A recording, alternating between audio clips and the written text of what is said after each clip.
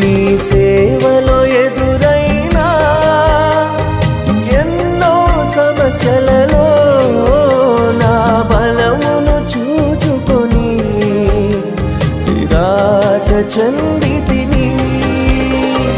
భారమైన ఈ సేవను ఇక చేయలేనని అనుకొనగా, భారమైన ఈ సేవను ఇక చేయలేనని అనుకొనగా, ప్రధాన యాజకుడా యేసు నీ అనుభవాలతో బలపరచితివి.